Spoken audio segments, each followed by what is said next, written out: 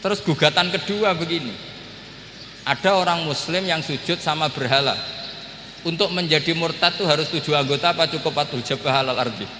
Untuk sah menjadi murtad itu. Untuk sah menjadi murtad cukup 4 jabah alal ardi harus 7 anggota. Untuk keabsahan murtadnya itu. Tidak jawab. Makanya ini tugas dosen-dosen ini meminterkan ini. Karena namanya sudah faqih. Faqih itu ahli fikih yang detail namanya faqih. Kalau ini mutafaqih. Jadi bukan tafakuha tapi tafakuha, kayak tamarodo. Jadi wazannya nanti itu wal idhari ma laysa fil waqi'. Jadi ini bukan gojlok, ini memang marah saya ini. Jadi kalau sudah pakai gelar faqih harus faqih betul. Karena ilmu fikih itu sebetulnya gampang. Sampean kalau ngaji i'anah itu kelihatan fikih itu gampang karena ada logika yang terbangun. Misalnya begini, orang kalau tawaf itu disuruh agak jauh dari Ka'bah. Jangan sampai nginjak sadarwan. Karena sadarwan itu pondasi itu ikut Ka'bah. Kenapa begitu? Ya jenenge ra muteri Ka'bah, ide-ide Ka'bah. Jadi sebenarnya sederhana logikanya. Sing jenenge muter itu di luar itu kita muter. Lah kalau nginjak pondasinya namanya gak muteri Ka'bah tapi ide-ide Ka'bah. Ya jadi sederhana sebetulnya ya masuk akal. Jadi fikih itu nggak ada yang iskal, sebetulnya masuk akal. Tapi karena kita nekuni itu tidak serius, maka terus jadi paradok. Saya beri contoh lagi ini sebagai penghormatan saya sama Kiai Mas Bukin, karena ini sudah namanya faqih. Kalau ada ayam jago ditabrak truk, terus kejet-kejet, andai kan dibiarkan pun mesti mati, karena gerakannya sudah harokatul madbuh. Terus kamu sembelih, itu halal apa enggak? Enggak jawab, ayam jago loh. Kalau kamu katakan halal, dia sudah tidak punya hayatun mustaqirrah, kehidupan yang permanen. Andai kan kamu biarkan pun 1 menit lagi meninggal. Kejet-kejet kan mau prosedur saja. Maksudnya pantasnya mati ya kejet-kejet sih, tapi sebetulnya sudah pasti mati. Maka ini ada 2 ulama. Kalau kata Imam Malik tetap namanya halal karena ruhnya masih di situ, sehingga ketika kita nyembelih ya nyembelih hewan yang hidup. Yang namanya nyembelih itu pokoknya mematikan yang punya ruh, sementara saat itu rohnya masih di situ, meskipun 1 menit lagi pasti mati. Tapi kalau mazhab Syafi'i enggak, ini sudah harokatul madbuh, tidak punya hayatun mustaqir. Sehingga dalam perdebatan ulama fikih itu lucu, kadang ya gampang mangkel no. Misalnya begini, kalau ada anak lahir tidak ada amaratul hayat, nggak nangis, nggak bernafas, sunat disolati apa enggak? Siktun sing layas tahillu walayas, langsung lahir langsung mati, nggak ada amaratul hayat. Rata mikir tuh. Itu tidak wajib disolati. Alasannya ya kan memang sholat alal mayit kan tidak pernah hidup. Di mana-mana mayit itu setelah hidup mati, ini kan tidak pernah hidup. Namanya ya qit'atul lahmin, ya potongan daging itu aja. Jadi kadang fikih diwaca tenan jebule mangkel no. Terus ketika di kitab Minhajut Thalibin itu, kalau kamu keluar mani itu wajib mandi enggak? Wajib kan? Kalau keluar mani inzal itu kan wajib mandi. Nah kenapa nifas atau wiladah keluar bayi, kenapa ibu-ibu kalau keluar bayi wajib mandi? Alasannya lucu, li'annal walad maniyun mun akidun, itu kan wis mani cuma mengkristal. Jadi kadang fikih mangkel loh, apa ya kok sembrono gitu masuk wajib mandi wiladah itu karena apa? Li'annal walad maniyun mun akidun, iku mani sing wis mengkristal, mani sing wis jelalatan lah, lahir nangis macam-macam. Jadi ternyata karena kenapa fikih butuh alasan, nyari hadis tentang keluar anak mandi itu nggak ada yang sorry, yang ada adalah tentang inzal, innamal ma' minal. Akhirnya dicari-cari, ternyata walad itu maniyun mun akidun. Lah ini problem fikih. Sampean harus siap dengan pelajaran seperti ini, meskipun sampean mungkin wong priayi, tapi ini ilmu. Ya, saya ulang lagi, ini ilmu. Sehingga ulama itu mau tidak mau harus mau mendengar. Karena logika yang terbangun itu nunggu kalau mendengar, kayak tadi. Malaikat Israel baru sadar, masa kekasih bunuh yang dikasih. Masuk akal.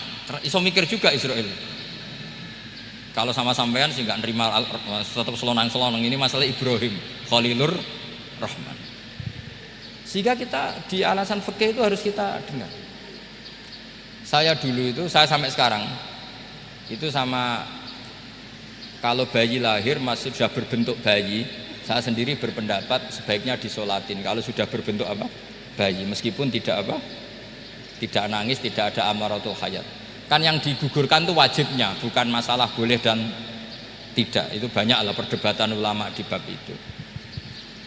Saya beri contoh lagi perdebatan ulama. Ini contoh-contoh fikih karena ini khusus penghormatan status fakih tadi. Itu kalau ada orang mati, jenazah itu. Jenazah itu kalau sholat, itu kan umumnya jenazah di depan, kita nyolati di belakang. Itu yang mengatakan begitu ya tidak punya alasan, ya taunya mulai dulu begitu, di mana-mana nyolati jenazah, jenazahnya di depan. Tapi di kitab Makhali jelas diterangkan, kata kaul sani tidak wajib. Alasannya ya lucu, fa innal janazah laisat bi imamin. Jenazah itu tidak imam, kenapa harus di depan? Kan kacau kan.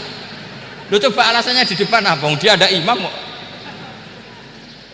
Nah barokahnya fikih itu, sehingga kita melihat di Arab Saudi sekarang itu jenazah kan di belakang, tapi kita tetap nyolati mayit.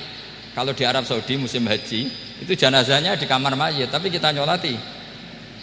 Itu satu-satunya takbir ya tadi, fa innal janazah laisat bimanzilatil imam.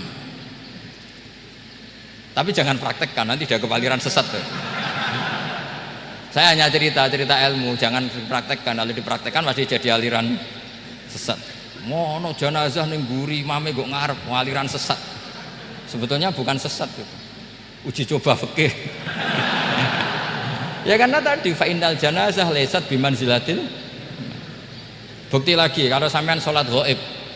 Sholat ghaib itu misalnya mayitnya di Surabaya, boleh enggak sholat ghaib di sini? Terus jenazahnya di belakang kamu apa depan kamu? Nah ini kan fikih itu pokoknya gitu. Makanya standar furu'iyah itu susah. Karena perdebatannya itu mirip-mirip, kayak iya, kayak tidak, kayak. Makanya dulu zaman sahabat, ada sahabat itu mencintai Rasulullah. Senengannya sowan. Bukti cinta sowan. Banyak juga yang sahabat bukti cinta Nabi itu tidak pernah sowan. Alasannya ganggu. Kenapa kamu jarang sowan Nabi? Saya sering jamaah sama Nabi, saya tidak pernah sowan. Kenapa? Ganggu.